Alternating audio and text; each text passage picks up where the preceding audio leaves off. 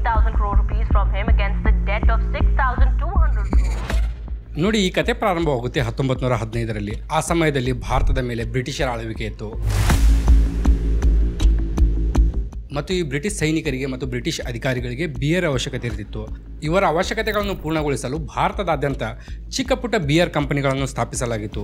ಈ ಬಿಯರ್ ಕಂಪನಿಗಳು ಬಿಯರ್ ತಯಾರಿಸಿ ಬ್ರಿಟಿಷ್ ಅಧಿಕಾರಿಗಳಿಗೆ, ಬ್ರಿಟಿಷ್ ಸೈನಿಕರಿಗೆ ಮತ್ತು ಭಾರತದ ಶ್ರೀಮಂತ ವ್ಯಾಪಾರಿಗಳಿಗೆ ಮತ್ತು ರಾಜರಿಗೆ ಈ ಬಿಯರ್ಗಳನ್ನು ಸಪ್ಲೈ ಮಾಡ್ತಿದ್ರು. ಇದೇ ಸಮಯದಲ್ಲಿ ಅಂದ್ರೆ 1915ರಲ್ಲಿ ವಾಡಿಯಾ ಗ್ರೂಪ್ ಮತ್ತು ಥಾಮಸ್ ಎಂಬ ವ್ಯಕ್ತಿ ಸೇರಿಕೊಂಡು ಈ ಎಲ್ಲಾ ಚಿಕ್ಕ ಪುಟ್ಟ ಬಿಯರ್ ಕಂಪನಿಗಳಿಗೆ ಸೇರಿಸಿ ಯುನೈಟೆಡ್ ಬ್ರೇವರೀಸ್ ಗ್ರೂಪ್ ಎಂಬ ಒಂದು ಕಂಪನಿ ಸ್ಥಾಪಿಸ್ತಾರೆ ಮತ್ತು ಥಾಮಸ್ಗೆ ಈ ಕಂಪನಿಯ ಮ್ಯಾನೇಜಿಂಗ್ ಡೈರೆಕ್ಟರ್ ಆಗಿ ಆಯ್ಕೆ ಮಾಡಲಾಗುತ್ತೆ.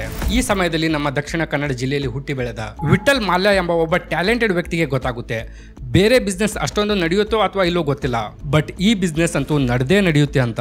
ಯಾಕಂದ್ರೆ ಮೊದಲು ಕೂಡ ಅವನು ಈ ರೀತಿಯ ಕಂಪನಿಗಳಲ್ಲಿ ಕೆಲಸ ಮಾಡಿದ್ದ ಮತ್ತು ಇದರಿಂದ ಬರುವ ಪ್ರಾಫಿಟ್ ಬಗ್ಗೆ ಅವನಿಗೆ ಚೆನ್ನಾಗಿ ಗೊತ್ತಿತ್ತು. ಅದಕ್ಕೆ ಅವನೇನ್ ಮಾಡ್ತಾನೆ, ತನ್ನ ಹತ್ರ ದುಡ್ಡು ಇದ್ದಾಗ ಈ ಕಂಪನಿಯ ಶೇರ್ಗಳನ್ನು ಖರೀದಿಸಿ ಇಟ್ಕೊಳ್ತಾನೆ. ಇವನು ಮುಂದೆ ಅನೇಕ ವರ್ಷಗಳವರೆಗೆ ಕಂಟಿನ್ಯೂ ಆಗಿ ಈ ಕಂಪನಿಯ ಶೇರ್ಗಳನ್ನು ಖರೀದಿಸುತ್ತಾ ಹೋದಾಗ ಮುಂದೆ ಒಂದು ಸಮಯದಲ್ಲಿ ಇವನು ಆ ಕಂಪನಿಯ ಮೇಜರ್ ಶೇರ್ ಹೋಲ್ಡರ್ ಆಗ್ತಾನೆ. ಮುಂದೆ ಸಮಯ ಕಳೆದಂತೆ ಈ ಕಂಪನಿ ಒಳ್ಳೆ ಬಿಸ್ನೆಸ್ ಮಾಡುತ್ತೆ ಮತ್ತು ಸಾಕಷ್ಟು ಪ್ರಾಫಿಟ್ ಕೂಡ ಮಾಡ್ತಿರುತ್ತೆ. ಆದ್ರೆ ಇದೇ ಸಮಯದಲ್ಲಿ ಅಂದ್ರೆ 1947ರಲ್ಲಿ ಭಾರತಕ್ಕೆ ಸ್ವಾತಂತ್ರ್ಯ ಸಿಗುತ್ತೆ ಮತ್ತು ಬ್ರಿಟಿಷರು ಭಾರತ ಬಿಟ್ಟು ಹೋಗುವ ಸಮಯ ಇರುತ್ತೆ.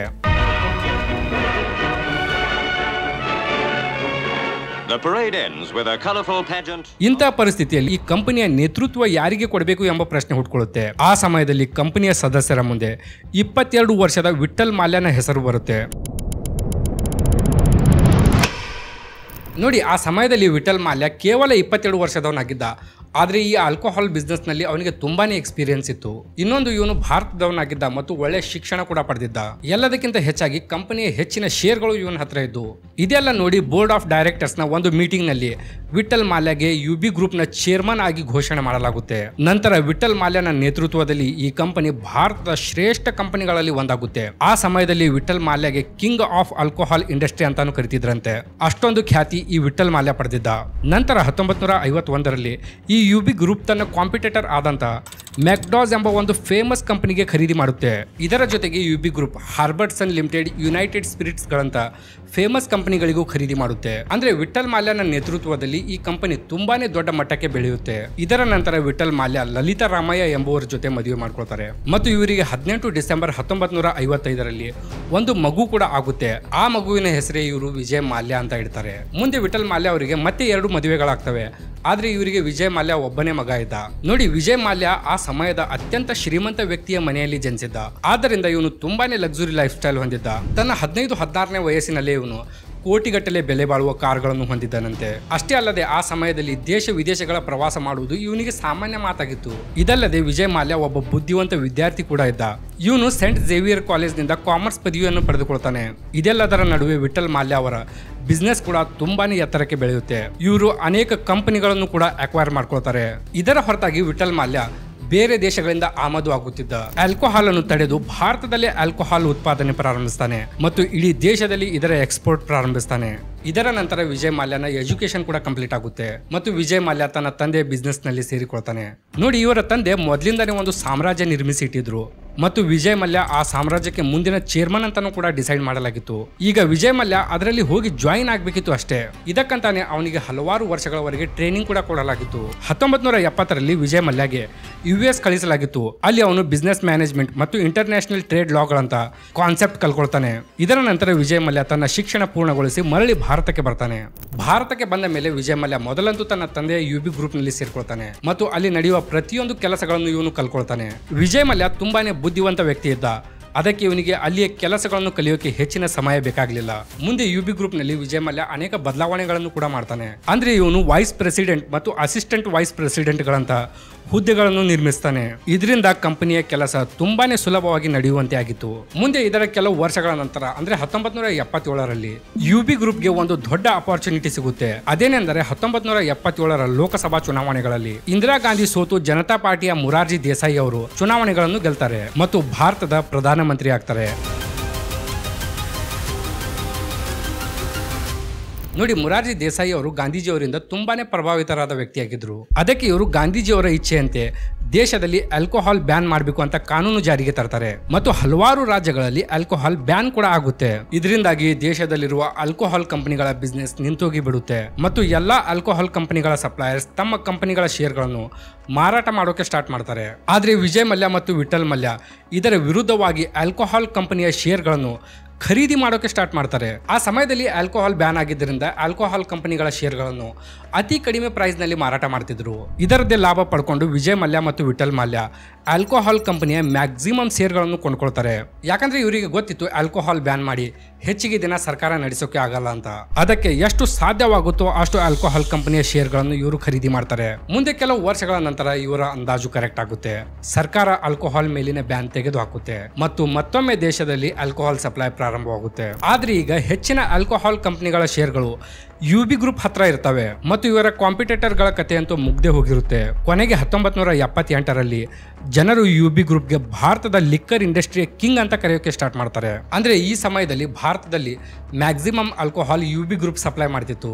ಈಗ ಇದೇ ವರ್ಷದಲ್ಲಿ ಅಂದ್ರೆ 1978ರಲ್ಲಿ ವಿಜಯ್ ಮಲ್ಯ ಕೆಲವು ಡಾಕ್ಯುಮೆಂಟ್ಸ್ ಗಳನ್ನು ನೋಡ್ತಿರ್ತಾನೆ. ಅವಾಗ ಅವನಿಗೆ ಒಂದು ಕ್ಯಾಸಲ್ ಬ್ಯೂರೀಸ್ ಎಂಬ ಕಂಪನಿಯ ಡಾಕ್ಯುಮೆಂಟ್ಸ್ ಗಳು ಸಿಗ್ತವೆ. ಈ ಕ್ಯಾಸಲ್ ಬ್ಯೂರೀಸ್ ಕಂಪನಿಗೆ 1915ರಲ್ಲಿ ಯುಬಿ ಗ್ರೂಪ್ ಖರೀದಿಸಿತ್ತು ಮತ್ತು ಇದರ ಲೋಗೋ ಒಂದು ಕಿಂಗ್ ಫಿಶರ್ ಪಕ್ಷಿ ಅಂತ ಇತ್ತು. ನೀವು ಕಿಂಗ್ ಫಿಶರ್ ಕಂಪನಿಯ ಲೋಗೋ ನೋಡ್ತಿರಲ್ಲ, ಇದು ಅದಕ್ಕಿಂತ ಸ್ವಲ್ಪ ಡಿಫ್ರೆಂಟ್ ಇತ್ತು. ಇದೇ ಲೋಗೋಗೆ ರೀಡಿಸೈನ್ ಮಾಡಿಸಿ 1978ರಲ್ಲಿ ಕಿಂಗ್ ಫಿಶರ್ ಎಂಬ ಹೆಸರಿನಲ್ಲಿ ಲಾಂಚ್ ಮಾಡ್ತಾರೆ. ಸ್ಟಾರ್ಟಿಂಗ್ ಅಲ್ಲಿ ಅಂತೂ ಇವರು ಭಾರತದ ಕೆಲವು ರಾಜ್ಯಗಳಲ್ಲಿ ಕಿಂಗ್ ಫಿಶರ್ ಬಿಯರ್ ಮಾರಾಟ ಮಾಡೋಕೆ ಸ್ಟಾರ್ಟ್ ಮಾಡ್ತಾರೆ. ಯಾಕಂದ್ರೆ ಬೇರೆ ಬೇರೆ ರಾಜ್ಯಗಳಲ್ಲಿ ಆಲ್ಕೋಹಾಲ್ ಮಾರಾಟ ಮಾಡೋಕೆ ಆ ರಾಜ್ಯದ ಲೋಕಲ್ ಸರ್ಕಾರಗಳ ಪರ್ಮಿಷನ್ ತಗೋಬೇಕಾಗುತ್ತೆ. ಮೊದಲಂತೂ ಅನೇಕ ರಾಜ್ಯಗಳಲ್ಲಿ ಇವರಿಗೆ ಪರ್ಮಿಷನ್ ಸಿಗ್ಲಿಲ್ಲ. ಅದಕ್ಕೆ ಕೆಲವು ರಾಜ್ಯಗಳಲ್ಲಿ ಇವರು ಕಿಂಗ್ ಫಿಶರ್ ಬಿಯರ್ ಮಾರಾಟ ಮಾಡೋಕೆ ಸ್ಟಾರ್ಟ್ ಮಾಡ್ತಾರೆ. ಪ್ರಾರಂಭದಲ್ಲಿ ಅಂತೂ ಇವರಿಗೆ ಅಷ್ಟೊಂದು ಲಾಭ ಕೂಡ ಆಗಲ್ಲ, ಯಾಕಂದ್ರೆ 2-3 ರಾಜ್ಯಗಳಲ್ಲಿ ಅಷ್ಟೇ ಇವರು ಮಾರಾಟ ಮಾಡ್ತಿದ್ರು.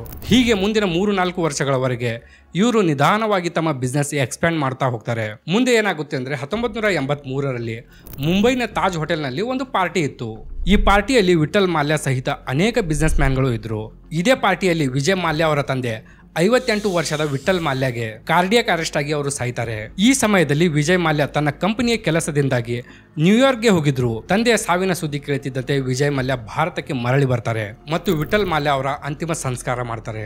ಈಗ ಎಲ್ಲರ ಮುಂದಿರುವ ಪ್ರಶ್ನೆ ಏನಂದ್ರೆ, ಯುಬಿ ಗ್ರೂಪ್ ನ ಮುಂದಿನ ಚೇರ್ಮನ್ ಯಾರಾಗ್ತಾರೆ? ಯುಬಿ ಗ್ರೂಪ್ ನಲ್ಲಿರುವ ಹಲವಾರು ಸದಸ್ಯರಿಗೆ ಅವರೇ ಚೇರ್ಮನ್ ಆಗ್ಬೇಕು ಅನ್ನೋ ಆಸೆ ಕೂಡ ಇತ್ತು.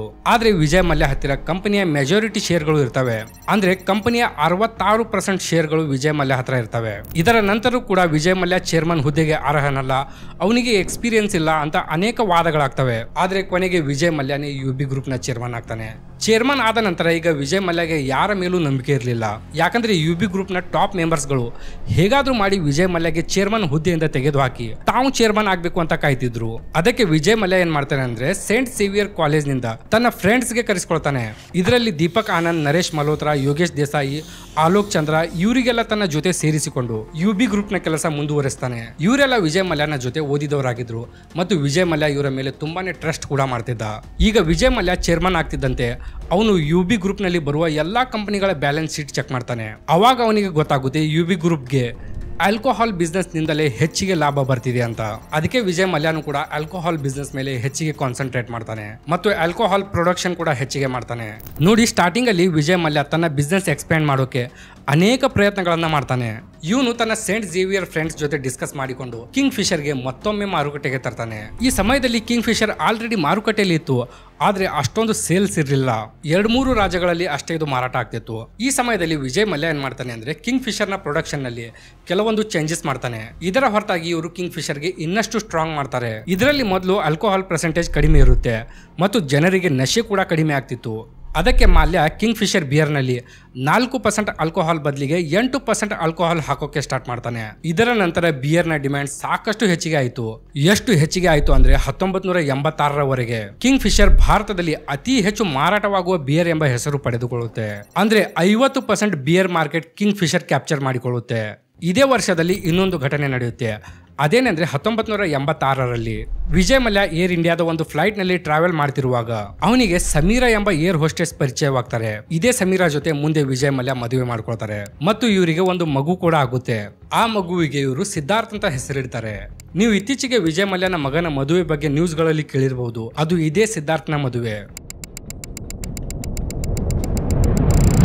ಸೊ ಸ್ಟೋರಿಯಲ್ಲಿ ವಾಪಸ್ ಬರೋಣ. 1986 ನಂತರ ಮಾಲ್ಯ 2 ವರ್ಷಗಳವರೆಗೆ ಕಿಂಗ್ ಫಿಶರ್ ಬಿಯರ್ನಲ್ಲಿ ಅನೇಕ ಸುಧಾರಣೆಗಳನ್ನ ಮಾಡ್ತಾನೆ ಮತ್ತು ಕಿಂಗ್ ಫಿಶರ್ ಬಿಯರ್ಗೆ ಭಾರತದ ನಂಬರ್ 1 ಬಿಯರ್ ಆಗಿ ಮಾಡ್ತಾನೆ. ಇಲ್ಲಿ ಮಾಲ್ಯನ ಮುಂದೆ ಇನ್ನೊಂದು ಪ್ರಾಬ್ಲಮ್ ಇರುತ್ತೆ. ಅದೇನೆಂದರೆ ಭಾರತದಲ್ಲಿ ಡೈರೆಕ್ಟ್ ಆಗಿ ಆಲ್ಕೋಹಾಲ್ ನ ಅಡ್ವರ್ಟೈಸ್ಮೆಂಟ್ ಮಾಡೋಕೆ ಪರ್ಮಿಷನ್ ಇಲ್ಲ. ಅದಕ್ಕೆ ಇವನು ಸ್ಯಾರೋಗ್ಯಾಂಟ್ ಆಡ್ ಮಾಡೋಕೆ ಸ್ಟಾರ್ಟ್ ಮಾಡ್ತಾನೆ. ಅಂದ್ರೆ ಕಿಂಗ್ ಫಿಶರ್ ಹೆಸರಿನ ಸೋಡಾ, ಕಿಂಗ್ ಫಿಶರ್ ಹೆಸರಿನ ನೀರಿನ ಬಾಟಲ್ ಇವುಗಳ ಅಡ್ವರ್ಟೈಸ್ಮೆಂಟ್ ಮಾಡೋಕೆ ಸ್ಟಾರ್ಟ್ ಮಾಡ್ತಾನೆ. ಇದರ ಅಡ್ವರ್ಟೈಸ್ಮೆಂಟ್ ಹೇಗಾಗ್ತಿತ್ತು ಅಂದ್ರೆ ಸೋಡಾ ಮತ್ತು ನೀರಿನ ಅಡ್ವರ್ಟೈಸ್ಮೆಂಟ್ ಮಾಡಿದ್ರೂ ಕೂಡ ಅದು ಬಿಯರ್ನ ಅಡ್ವರ್ಟೈಸ್ಮೆಂಟ್ ಅಂತೆ ಕಾಣ್ತಿತ್ತು. ಮುಂದೆ ಇವನು ಕಿಂಗ್ ಫಿಶರ್ ಹೆಸರಿನ ಅನೇಕ ಇವೆಂಟ್ ಗಳನ್ನು ಕೂಡ ಮಾಡಿಸ್ತಾನೆ. ಯಾವುದೇ ಶೋ ಇರಲಿ, ಯಾವುದೇ ಪ್ರೋಗ್ರಾಮ್ ಇರಲಿ, ಎಲ್ಲದರಲ್ಲಿ ಕಿಂಗ್ ಫಿಶರ್ ನ ಹೆಸರು ಬೋರ್ಡ್ಗಳ ಮೇಲೆ ಕಾಣ್ತಿತ್ತು. ಅಷ್ಟೊಂದು ಕಿಂಗ್ ಫಿಶರ್ ನ ಹೈಪ್ ಕ್ರಿಯೇಟ್ ಮಾಡಲಾಗುತ್ತೆ. ಇಷ್ಟೇ ಅಲ್ಲದೆ IPL ಮ್ಯಾಚ್ ಗಳಲ್ಲಿ ಇವರು ಸಾಕಷ್ಟು ದುಡ್ಡು ಖರ್ಚು ಮಾಡಿ ಕಿಂಗ್ ಫಿಶರ್ ನ ಅಡ್ವರ್ಟೈಸ್ಮೆಂಟ್ ಮಾಡಿಸ್ತಾರೆ. ಮತ್ತು ವಿಜಯ್ ಮಲ್ಯ ತನ್ನ ಬೆಂಗಳೂರಿನಲ್ಲಿರೋ ಮನೆ ಹೆಸರು ಕೂಡ ಕಿಂಗ್ ಫಿಶರ್ ಟವರ್ ಅಂತ ಇಡ್ತಾನೆ. ಇದರಿಂದ ಕಿಂಗ್ ಫಿಶರ್ ಬಿಯರ್ ಅಂತೂ ಸಾಕಷ್ಟು ಮಾರಾಟವಾಗುತ್ತೆ. ನೋಡಿ, ವಿಜಯ್ ಮಲ್ಯ ತುಂಬಾನೇ ಬುದ್ಧಿವಂತ ವ್ಯಕ್ತಿ. ಅವನಿಗೆ ಗೊತ್ತಿತ್ತು ಈಗ ಅಡ್ವರ್ಟೈಸ್ಮೆಂಟ್ ಮೇಲೆ ದುಡ್ಡು ಖರ್ಚಾಗ್ತಿದೆ, ಆದ್ರೆ ಮುಂದೆ ಇದರಿಂದ ಸಾಕಷ್ಟು ಲಾಭ ಸಿಗುತ್ತೆ ಅಂತ. ಇಷ್ಟೆಲ್ಲ ಮಾಡಿ ಮಾಲ್ಯ ಇಲ್ಲಿಗೆ ನಿಲ್ಲೋದಿಲ್ಲ.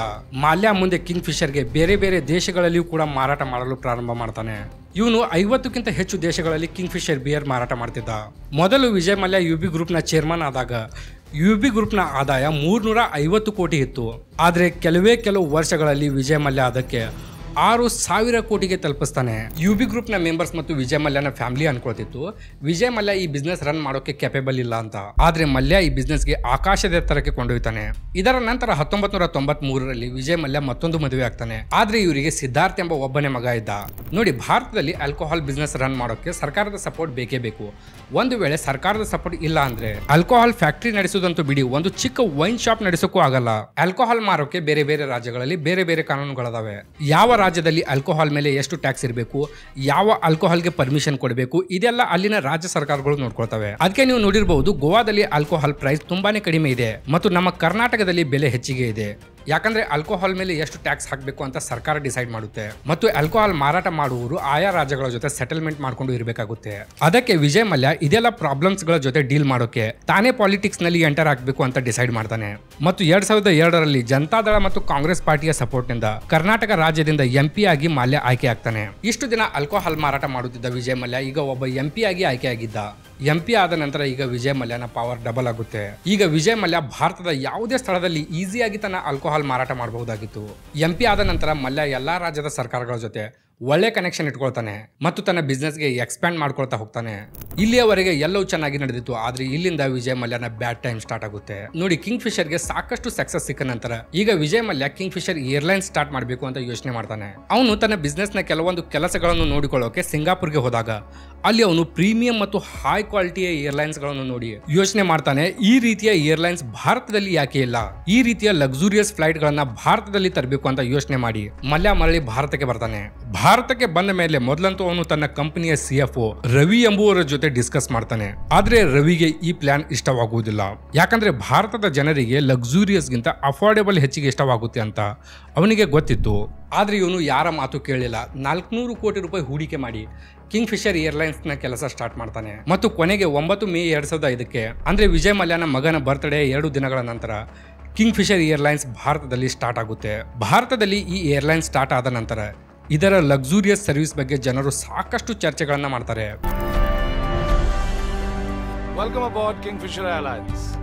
From the day we've started flying, I've tried to create the finest experience for you and bring back the element of style in travel.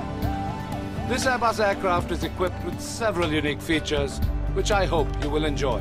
News, TV, ಮೀಡಿಯಾಗಳಲ್ಲಿ ಇದರ ಬಗ್ಗೆ ಸಾಕಷ್ಟು ಚರ್ಚೆಗಳಾಗ್ತವೆ.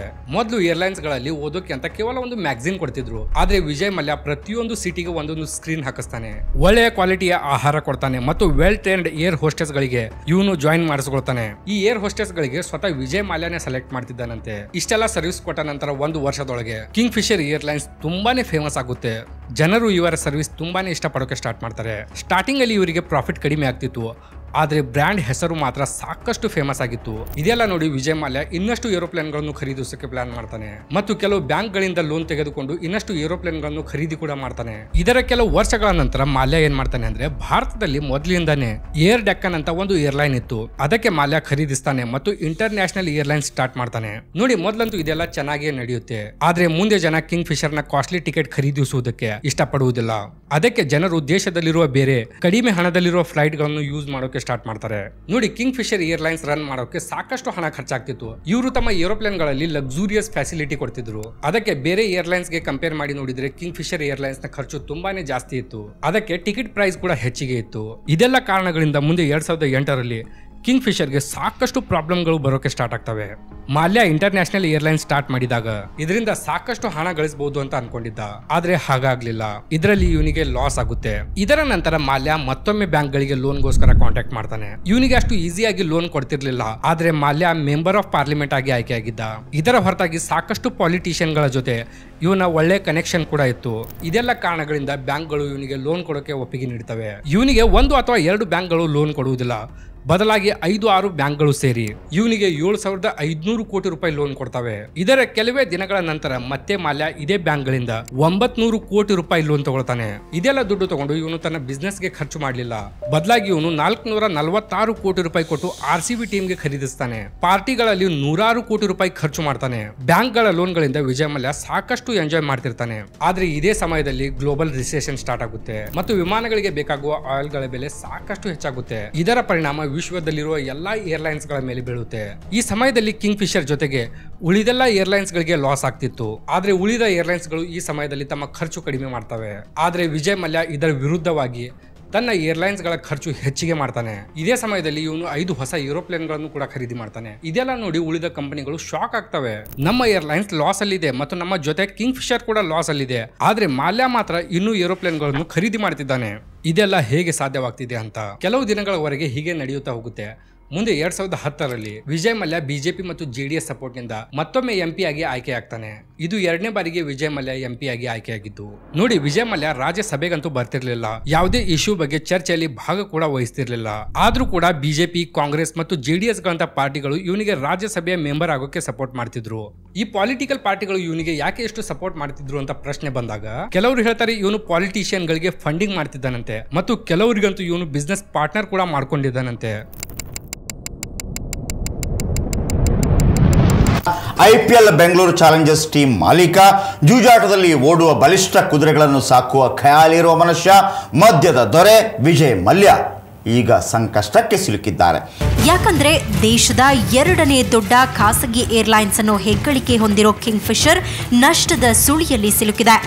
ಇವನ ಬಗ್ಗೆ ಈ ರೀತಿಯ ನೆಗೆಟಿವ್ ನ್ಯೂಸ್ಗಳು ಪ್ರತಿದಿನ ನ್ಯೂಸ್ ಪೇಪರ್ಗಳಲ್ಲಿ ಮತ್ತು ಟಿವಿಯಲ್ಲಿ ಬರೋಕೆ ಸ್ಟಾರ್ಟ್ ಆದಾಗ CBI ಇವನಿಗೆ ತುಂಬಾನೇ ಸ್ಟ್ರಿಕ್ಟ್ ಆಗಿ ಎನ್ಕ್ವೈರಿ ಮಾಡೋಕೆ ಸ್ಟಾರ್ಟ್ ಮಾಡುತ್ತೆ. ಅವಾಗ ಮತ್ತೊಂದು ಶಾಕಿಂಗ್ ಸುದ್ದಿ ಹೊರಗೆ ಬರುತ್ತೆ. ಅದೇನೆಂದ್ರೆ ವಿಜಯ್ ಮಲ್ಯನ ಕಿಂಗ್ ಫಿಶರ್ ಕಂಪನಿ ಕಳೆದ 2 ವರ್ಷಗಳಿಂದ ಟ್ಯಾಕ್ಸೇ ತುಂಬಿರಲಿಲ್ಲವಂತೆ. 150 ಕೋಟಿ ರೂಪಾಯಿ ಟ್ಯಾಕ್ಸ್ ಪೆಂಡಿಂಗ್ ಇತ್ತು. ಈ ಸುದ್ದಿ ಹೊರಗೆ ಬರುತ್ತಿದ್ದಂತೆ ಆಲ್ಮೋಸ್ಟ್ ಎಲ್ಲಾ ಬ್ಯಾಂಕ್ ಗಳಿಗೆ ಗೊತ್ತಾಗುತ್ತೆ ವಿಜಯ್ ಮಲ್ಯ ಫ್ರಾಡ್ ಮಾಡ್ತಿದ್ದಾನೆ ಅಂತ. ಆಗ ಬ್ಯಾಂಕ್ನವರು ಇವನಿಗೆ ಕೊಟ್ಟ ಹಣ ಹೇಗಾದ್ರೂ ಮಾಡಿ ರಿಕವರಿ ಮಾಡ್ಕೋಬೇಕು ಅಂತ ಇವನ ಹಿಂದೆ ಬೀಳ್ತಾರೆ. ನೋಡಿ, ಈಗ ಮಾಲ್ಯ ಎಲ್ಲಾ ಕಡೆಯಿಂದ ಸಿಕ್ಕಾಕಿಕೊಂಡಿದ್ದ.